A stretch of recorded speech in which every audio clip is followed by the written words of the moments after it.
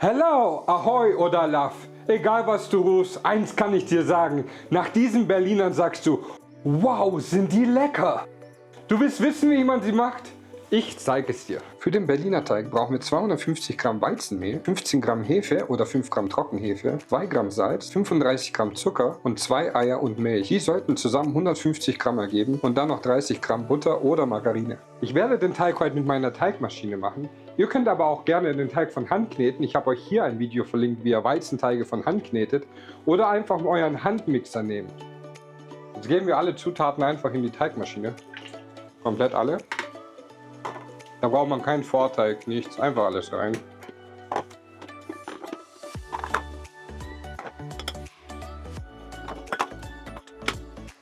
Und lassen die Zutaten für 2 Minuten sich einfach vermengen.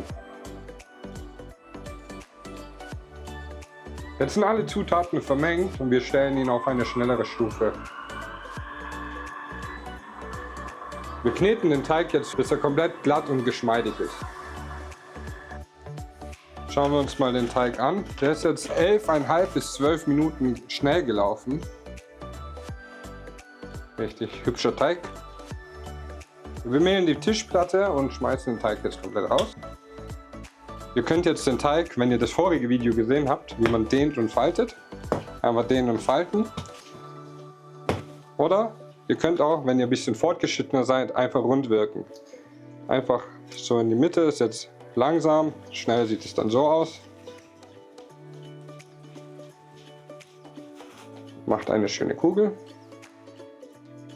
Nimmt ein wenig mehr, setzt die ab und macht eine Folie oder ein Küchentuch und deckt den ab und lasst ihn jetzt für 15 Minuten ruhen und ihr könnt auch so lange ausruhen.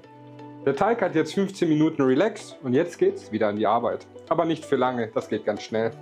Bevor ihr den Teig abbiegt, bereitet euch aus Backpapier solche Quadrate vor und nehmt etwas Biskin, weil mit dem backen wir die Berliner, und bestreicht die Papiere damit. Jetzt wiegen wir den Teig in 6 gleich große Stücke ein, müssten um die 80 Gramm sein. Und dann kliefen wir glatte Kugeln und legen sie dann aufs Papier. Und die decken wir jetzt wieder mit der Folie ab. Ihr könnt auch gerne ein nasses Handtuch nehmen und lassen die jetzt für 1,5 bis 2 Stunden reifen.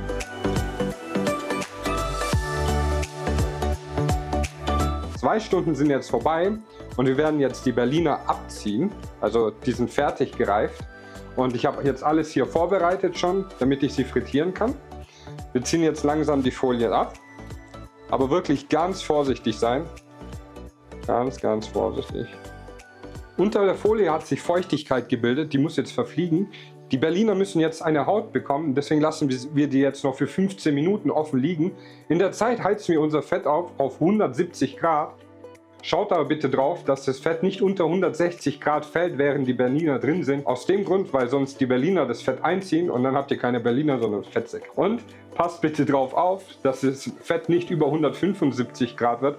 Ansonsten backen die Berliner zu schnell, werden entweder zu dunkel oder, wenn ihr sie dann dementsprechend früher dreht, fallen sie euch später zusammen. Also achtet wirklich auf die Temperatur von eurem Fett. Also wir haben jetzt 171 Grad. Jetzt gebe ich die Berliner rein. Ganz vorsichtig reingeben, mit dem Papier zusammen. Und für 1 Minute abdecken. Jetzt nach 1 Minute wieder abdecken. Temperatur checken. Und dann vorsichtig Papier lösen.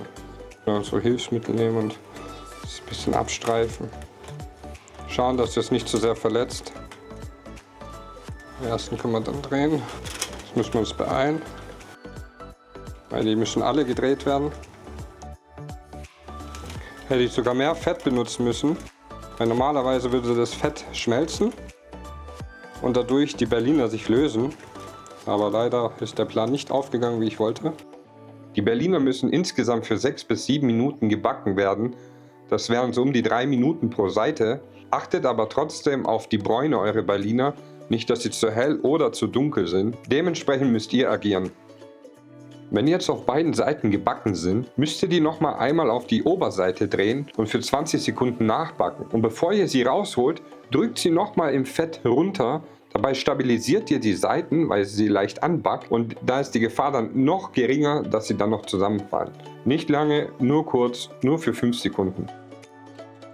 Wir haben jetzt unsere Berliner fertig gebacken. Für die Leute, die gerne normalen Zucker auf den Berlinern drauf haben möchten, ihr müsst jetzt die Berliner nehmen und in den Zucker wälzen, weil später verfliegt die Feuchtigkeit und der Zucker bleibt nicht mehr haften. Und für die Leute, die gern Puderzucker oder andere Glasuren drauf haben möchten, wartet jetzt, bis sie handwarm abgekühlt sind, und dann sehen wir uns gleich wieder.